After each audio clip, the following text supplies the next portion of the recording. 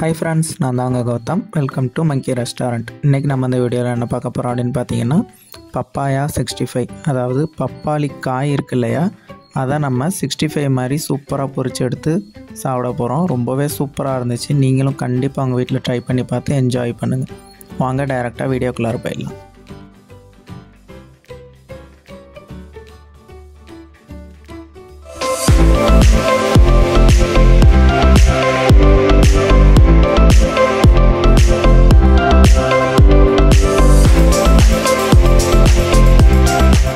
முதல்ல தேவையான பொருட்கள் என்னென்னு பார்த்துட்டு வந்துடலாம்.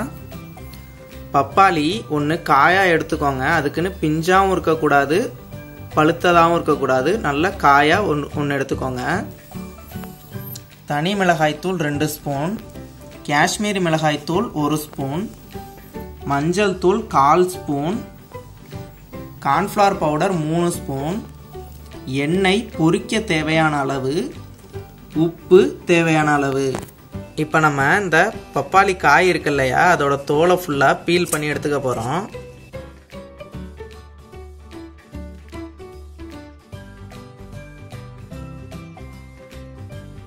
இதே மாதிரி தோல் ஃபுல்லாக பீல் பண்ணி எடுத்துக்கோங்க. பாருங்க, நல்லா தோல் ஃபுல்லாக சீவி இந்த மாதிரி நல்லா எடுத்துக்கோங்க.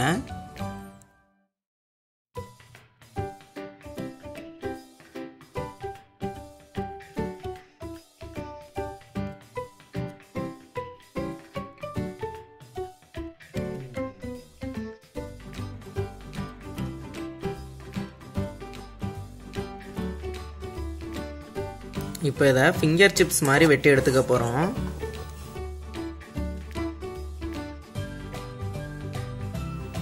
இதே மாதிரி எல்லாத்தையும் பாருங்கள், எப்படி ஃப்ரெஞ்ச் ஃப்ரைஸ் மாதிரி குட்டி குட்டியாக கட் பண்ணி எடுத்துருக்கோம். இதை மாதிரி கட் பண்ணி எடுத்துக்கோங்க. இங்கே பார்த்தீங்களா, இந்த மாதிரி நல்லா சின்ன சின்னதாக ஒரு ஃபிங்கர் ஷேப்பில் கட் பண்ணி எடுத்துக்கோங்க எல்லாத்தையும்.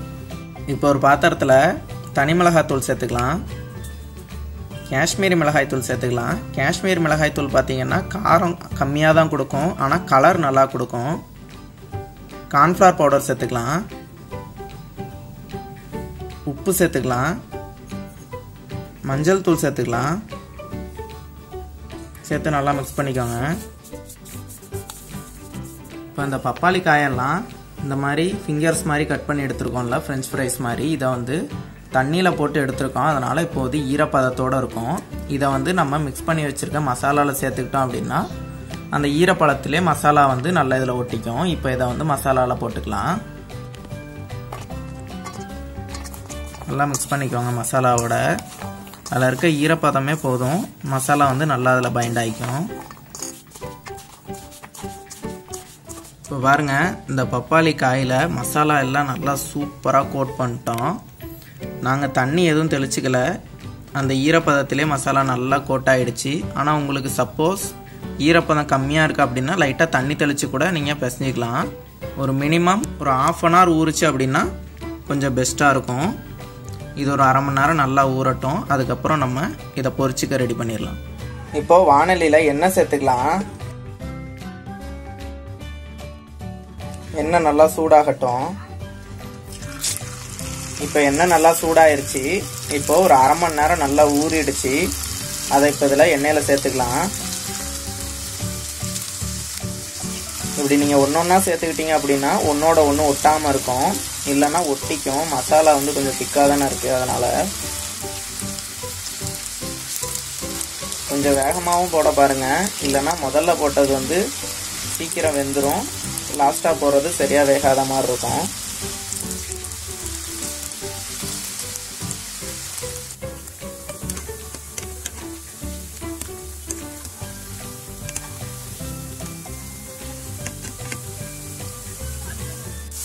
இப்போ எல்லாமே நல்லா சூப்பராக பொரிஞ்சிருச்சு. இப்போ இதை எடுத்துக்கலாம்.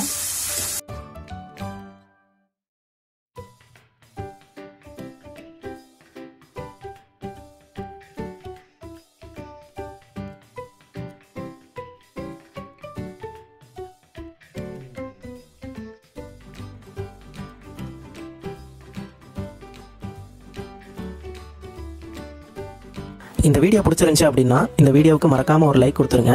உங்களோட கருத்துக்கள் சந்தேகங்கள் எதாக இருந்தாலும் கீழே கமெண்ட் பண்ணிடுங்க. நம்ம சேனலுக்கு புதுசாக யாரும் வந்திருக்கீங்க அப்படின்னா கீழே இருக்கிற ரெட் கலர் சப்ஸ்கிரைப் பட்டனை கிளிக் பண்ணி நம்ம சேனலை சப்ஸ்கிரைப் பண்ணிக்கோங்க. அப்படியே பக்கத்தில் இருக்க பெல் ஐக்கானையும் கிளிக் பண்ணிக்கோங்க. அப்போ தான் அடுத்தடுத்து நாங்கள் போடக்கூடிய சமையல் வீடியோக்கெல்லாம் உங்களுக்கு நோட்டிஃபிகேஷனாக வந்துடும்.